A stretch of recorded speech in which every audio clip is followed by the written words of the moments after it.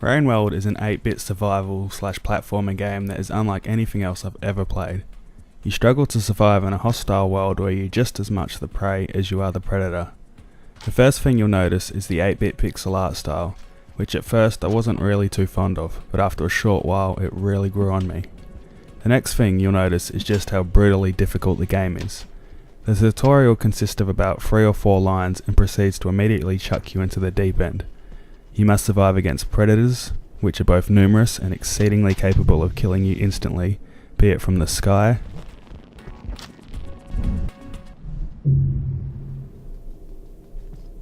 the land,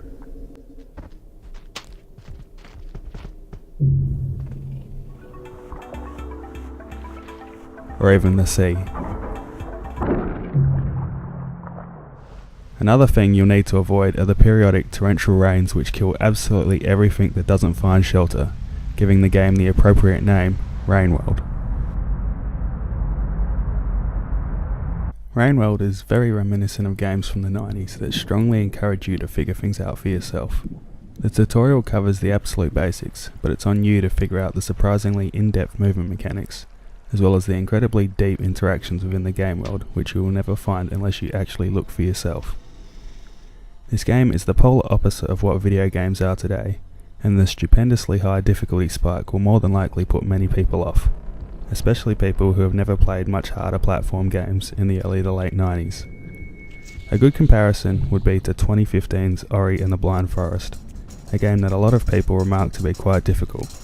Rainworld, in comparison, is Ori on absolute murder mode difficulty wise. Once you overcome the first few hours of the game, which will be you figuring things out via trial and error and dying a lot, there's an absolutely fantastic and immersive game to be had. There's no strict linear path to follow, but the game will give you a little floating buddy to occasionally point you in the right general direction. One thing I have to give the game credit for is its sheer size and variety. The game world is absolutely massive, and the areas vary wildly from one to the next.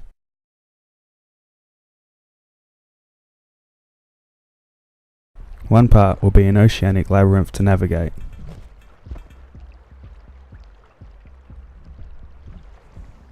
To another, which will be a maze of floating islands high above in the sky.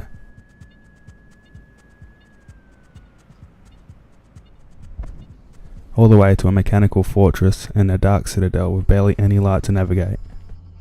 I don't have the time I once did to play games, so I played Rainworld for a few hours every now and then when I got the time.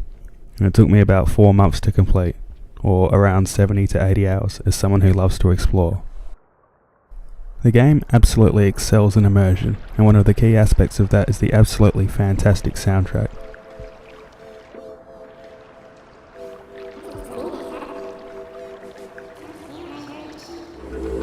There's no epic horns or dubstep beats, no orchestral overtures or uplifting melodies.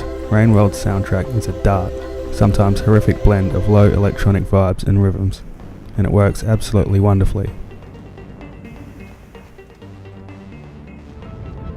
In particular, there is one piece of music which I think is the best implementation of a piece in a video game this generation. The contextual brilliance of how and when it was used is complete perfection, not to take away from the rather long list of other similar situations within the game.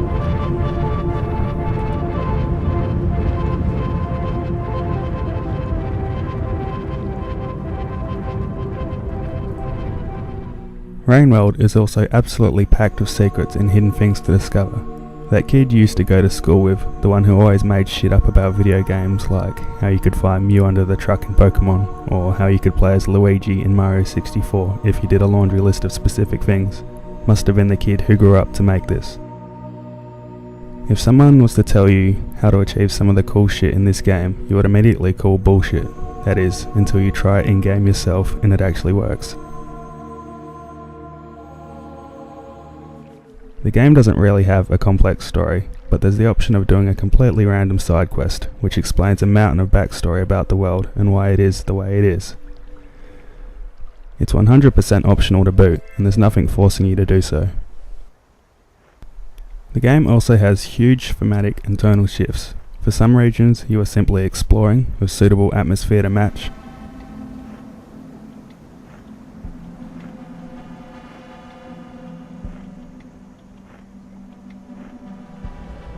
to other regions, where you're attempting to find someone specific and there's a sense of confusion and desperation, to parts where it simply goes downright horror.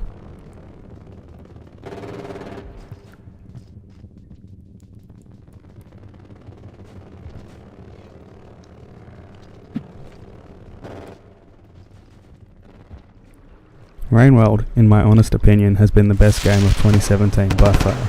The art, gameplay, music, the story. It's very reminiscent of the days when a game showed you the basics and sent you on your way. No hand-holding, no extended tutorials, no easy modes. People who weren't around for a time when games were like this may absolutely hate this game. And that's not a wrong opinion. The game is ball-bustingly hard at times, especially to start with. And there's no immediate gratification. It's a long, slow process that builds continuously for a very long time until you finish. If you're into the spastic modern military first-person shooters, this game certainly won't be for you. But if you're looking for a game that really brings back the idea of what a game should be, a tool to immerse you in something special, this game is definitely worth checking out.